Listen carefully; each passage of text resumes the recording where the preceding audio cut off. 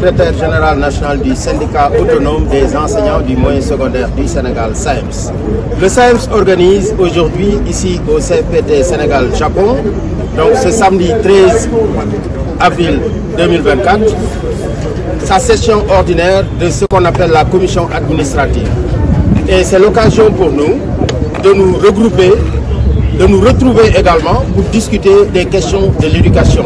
Parce que comme tout le monde le sait, nous avons traversé une période extrêmement difficile pour le secteur de l'éducation qui a été marquée par des crises et des déficits dans le secteur de l'éducation et de la formation.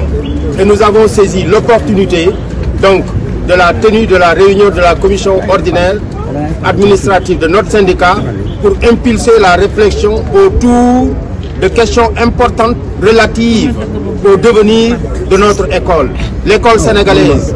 Au sortir de tous ces grands conclaves qui ont eu lieu dans le passé, depuis les États généraux de 1981, les CNAT donc de 2013, les assises nationales de 2014, nous constatons tous que nous n'avons pas aujourd'hui atteint les objectifs qui nous étaient consignés. Et c'est pourquoi, après la survenue de la troisième alternance au Sénégal, nous avons décidé d'impulser la réflexion autour du devenir de notre école sénégalaise. Et pour nous, ce sera un moment de bilan. Un moment de bilan pour passer en revue, faire une radioscopie de notre système éducatif, voir tous les mots, mais l'approche la plus importante sera également d'aller vers une approche solution, avec des propositions de solutions pour prendre en charge le plus rapidement possible donc ce qu'on appelle le passif des accords, et ce passif-là tournant autour de points importants donc, qui plombent la carrière des enseignants. Donc ce sera pour nous un moment de proposition de solutions structurelles pour la prise en charge des questions relatives à ce qu'on appelle les lenteurs administratives.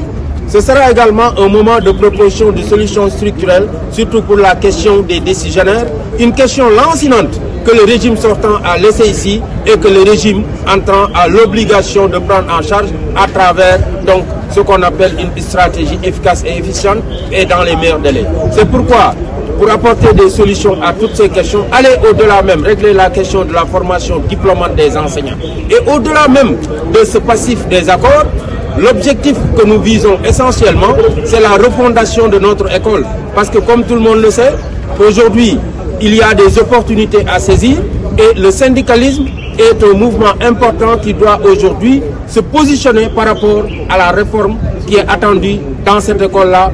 Quelle est la nouvelle orientation? Et c'est dans ce sens-là que le SAEMS est venu faire ce qu'on appelle une nouvelle offre syndicale que nous avons synthétisée dans un document qui s'appelle le PETEP, qui est le pacte pour la transformation de l'éducation et de la formation, qui a procédé à un diagnostic en profondeur du système éducatif, qui a décelé tous les maux qui ont plombé le secteur et qui se propose aujourd'hui d'aller vers une approche solution pour qu'on ait une école de la réussite au Sénégal, ce dont nous avons tous rêvé. Et nous pensons qu'aujourd'hui, les autorités ont l'obligation, en tout cas, de nous accompagner dans ce sens-là pour qu'on puisse en arriver à la matérialisation des aspirations les plus profondes des enseignants du Sénégal, mais aussi de toute la communauté éducative pour qu'on ait une école qui forme le type de Sénégalais dont nous avons besoin, qui pourra porter naturellement le projet de développement du Sénégal et qui sera à même aussi d'être imbu des valeurs que nous devons inculquer à nos enfants, qui sera en phase avec donc, ce que nous attendons d'un citoyen moderne.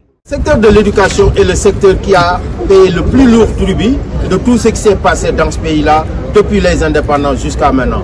Vous avez vous-même la preuve parce qu'il n'y a pas eu moins d'une dizaine de stratégies qui ont été impulsées dans ce secteur-là pour qu'on ait donc l'école dont nous avons toujours rêvé. Depuis la loi d'orientation de 1971, depuis ce qu'on appelle donc l'école nouvelle de 1987-85, depuis également les États généraux de 1981, depuis la loi d'orientation de 1991, mais tout cela aujourd'hui, même avec les politiques publiques qui sont appliquées dans le secteur de l'éducation, nous n'avons pas pu atteindre les objectifs. Donc, si on peut parler de l'école, on peut dire qu'aujourd'hui le mal est profond. Le mal est profond par rapport au programme. Le mal est profond par rapport également à ce que nous appelons l'outil même de transmission des connaissances qui doit être réformé.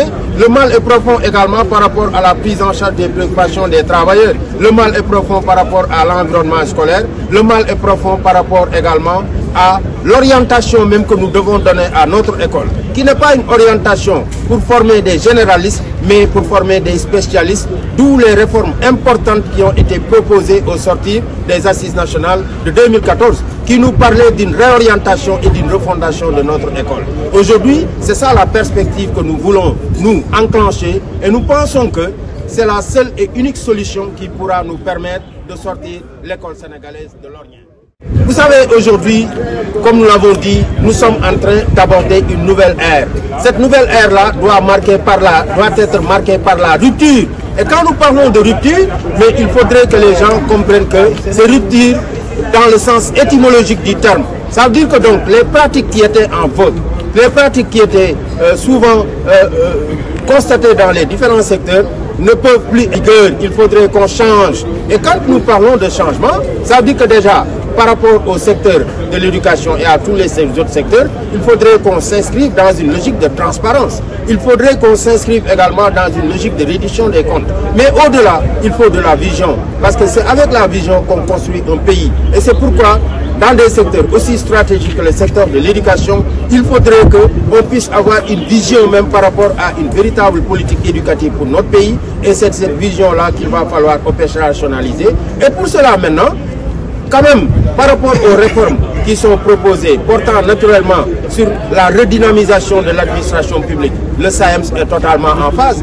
Parce que vous le savez, nous, notre mission est une mission d'alerte et de veille. Donc, quand nous avons vu les instructions qui ont été déclinées par M. le Président de la République, nous nous en sommes non seulement réjouis, mais nous avons jugé qu'il nous a trouvés dans notre terrain de prédilection. D'autant plus que nous avons toujours porté sur nous le combat sacerdotal qui porte sur la dénonciation de tout ce qui gangrène la fonction publique sénégalaise, de tout ce qui peut aussi être source de fléaux, tels que la corruption, tel que le manque d'efficacité, tel que également le fait que les gens ne respectent pas le principe de la reddition des comptes. Et c'est pourquoi nous sommes totalement en phase sur toutes les procédures qui seront implémentées par les nouvelles autorités pour qu'on aille vers une plus grande efficacité, une plus grande efficience de notre fonction publique, surtout au niveau de l'administration. Et nous pensons que parmi les points phares, il y a un point sur lequel je tiens à revenir, qui porte sur la digitalisation de la fonction publique aujourd'hui, qui est devenue une demande pressante